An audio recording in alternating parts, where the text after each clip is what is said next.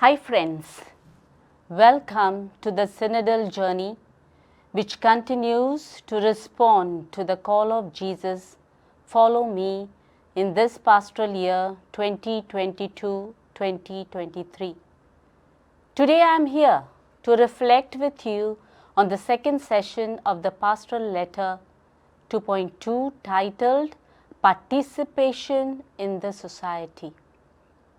Our Christian life began not with our decision to follow Christ, but with God's call to us to do so. Follow me is a clarion call to journey with Jesus and with one another. Follow me denotes encounter, leading to communion, making us participate in the mission of Jesus, being fishers of man. The statement of Diocesan Synod number 172 affirms, the earthly life of Jesus, his teaching and his ministry bear witness to the fact that the service of the poor, powerless and defenseless confirms the will of God. Likewise, we are urged by Pope Francis to move from partisanship to participation, in order to protect the vulnerable in the society. God has given each person a wide variety of gifts, and He expects us to employ those gifts in His service. If there is no freedom of expression, then the beauty of life is lost. Participation in a society is not an artistic choice, it's a human need. And so we reflect on three different ways of participating in the mission of Christ. Firstly, reaching out to the marginalized. The service to the poor and the voiceless is a demand that goes beyond the confines of the church community. STS number 174. We are already in this service through the direction given by the Synod to reach out to these less fortunate through St. Vincent de Paul and contributing to the missions and its work. We continue with the same zeal and support the two recent initiatives of our Archdiocese, namely Communio, launched by the CCBI and the Good Samaritan Fund. The Good Samaritan Fund in our parishes assists the poor and needy in meeting their basic requirements such as food, clothing, education, and shelter. Many of our faithful have benefited through this fund. The compassion of Jesus led Jesus to concrete actions, and thus He reinstated the marginalized.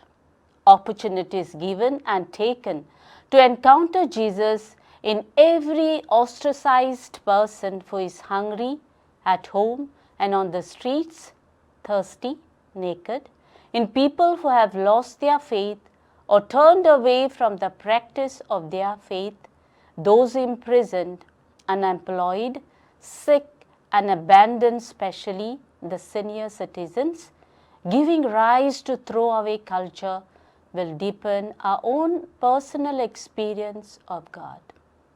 The gospel of the marginalized is where our credibility is at stake, is discovered and is revealed. Grace yourself then for an encounter, a personal God experience in following the least of all, the marginalized of the society.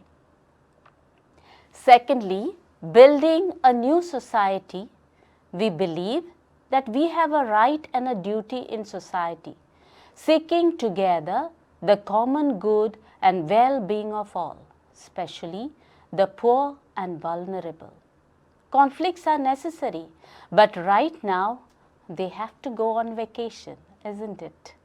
As lay faithful, it's our vocation and mission to seek the kingdom of God by engaging in temporal affairs in various ways, in reflecting on the social teachings of the Church, accepting social leadership and prepare our youngsters for leadership in society to battle against social evils wherein we value human life and dignity of the person.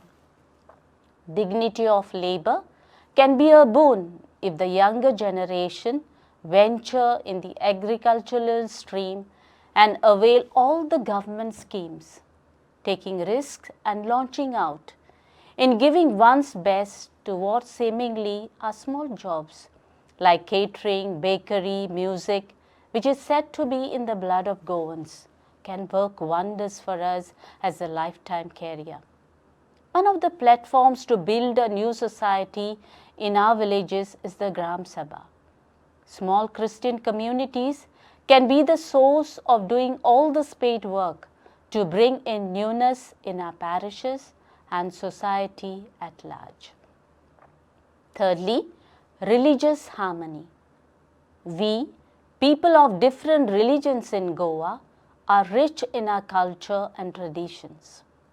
Our religious festivals in Goa brought us together for celebration in our Malgudi days, whereas our religious traditions have been striving to promote religious harmony for ages. But times have changed, and the universal church is being bombarded with accusations giving rise to conflicts and misunderstanding, hurting religious sentiments all over. So it is important to come together for inter-religious dialogue and other meaningful initiatives irrespective of our diverse religious traditions. On this line, I recall the message of our Archbishop Philip Neri Ferrao, now a cardinal-elect, during Easter to the faithful. Make the joy of Easter infectious by extending our hands to all people of goodwill and working together for peace, harmony, and mutual respect among men and women of different social, cultural, and religious traditions, and by overcoming divisive forces that seem to be active even in our own state. So as said, be on your guard.